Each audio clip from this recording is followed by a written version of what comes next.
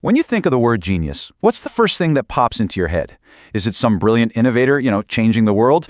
Or is it more like the tormented artist, locked in a struggle with their own mind? This isn't just a cliché you see in movies. It's a very real question at the heart of what it means to be gifted. So here's how we're going to break it all down. First, we're going to tackle that age-old myth of genius and madness. Then, we'll introduce this really fascinating concept called overexcitabilities. After that, we'll explore the gifted brain's dilemma. And finally, and this is the important part, we'll uncover the real key to not just surviving, but actually thriving. All right, first up, this whole idea of genius and madness. For literally decades, the question has been pretty simple. Is having this extraordinary level of intelligence a gift, or is it a burden? On one side of the coin, you've got the promise, right? We link high intelligence with incredible success, game-changing innovation, and just massive achievement. But then there's the other side, the peril. This stubborn idea that being a genius is somehow connected to depression, anxiety, and feeling totally isolated. And for a long time, science seemed to have a pretty clear-cut answer. Huge studies, some that started way back in the 1920s, they all came to the same conclusion.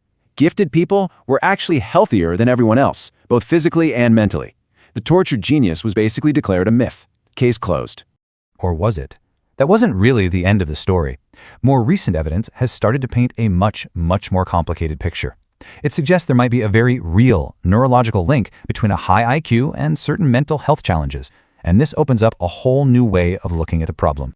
And that leads us to this fascinating concept called overexcitabilities. It's a completely different way of experiencing the world, and it is absolutely central to understanding the gifted mind. So what in the world are overexcitabilities? Well, the research defines them as an enhanced and intensified mental activity.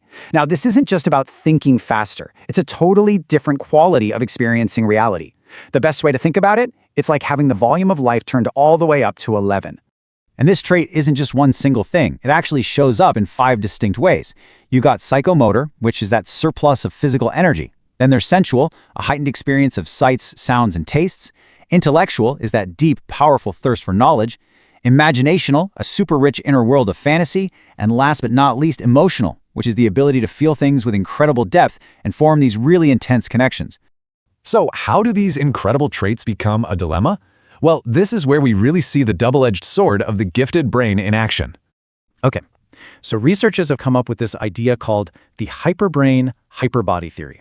And the thinking is, this heightened sensitivity, these overexcitabilities, might actually make gifted people more vulnerable to things like mood disorders and anxiety, and even physical stuff like allergies and asthma. And why? Well, the theory is that it's because their brains have a lower neurological threshold. So what might be just normal everyday stuff for most people, a bright light, a noisy room, a tricky social situation, can feel completely overwhelming, irritating, or even physically painful to them. Their system is just taking in so much more. So if that's the dilemma, then what's the solution? This brings us to the real key to thriving. And it turns out it's not about the traits you have, it's all about what you do with them. Which leads us to the most important question of all. If these intense sensitivities can lead to both incredible brilliance and incredible struggle, what is the thing that makes all the difference? To find the answer, the study looked for something called a mediator. Now, that's just a scientific term for a hidden factor that sits in the middle, between a cause, like having these overexcitabilities, and an effect, like your mental health. They wanted to know if there was a missing link that could push the outcome in one direction or the other. And what was that hidden mediator? What was the secret ingredient? Well, the study found it wasn't the sensitivities themselves. Nope. The true deciding factor was the ability, or the inability, to process and channel them. It's all about how you manage that intense flow of inner experience.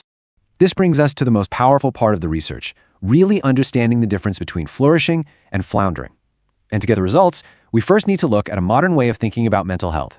So the researchers used a framework called the dual continuum model. The big idea here, and this is a game changer, is that mental health is not the opposite of mental illness. They are two totally separate scales. You can be high or low on both of them at the same time.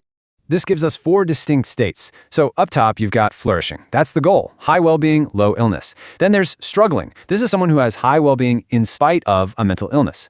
Then you have languishing, that feeling of being stuck in a rut with low well-being but no specific illness. And finally, floundering, which is the toughest spot to be in, low well-being and a diagnosed mental illness. Okay, now here's where it all comes together. Let's focus on people who have strong overexcitabilities. We're comparing two groups, highly gifted people on one side and people with average intelligence on the other. Now just look at the data for the gifted group. You can see a massive slice of the pie represents people who are floundering. I mean, it is dramatically, shockingly larger for the gifted group compared to the average group. And what about the gifted people who specifically said they were unable to channel their intense sensitivities? A staggering 42.6% of them were categorized as floundering. Just think about that for a second. That's nearly 1 out of every 2. Almost every other gifted person who couldn't manage their inner world was in a state of high mental illness and low well-being. This is the peril of giftedness, laid bare in the data. So, the crucial point, the main takeaway is this. Overexcitability isn't destiny. The potential for genius and the risk of struggle are just two sides of the very same coin. The ability to manage it, that's what decides which side faces up. So this all leaves us with one final question. And it's not just about the research, it's about all of us. Think about your own unique sensitivities, your own intense way of experiencing this world. Are they a burden that you just have to bear? Or are they a power, just waiting to be channeled?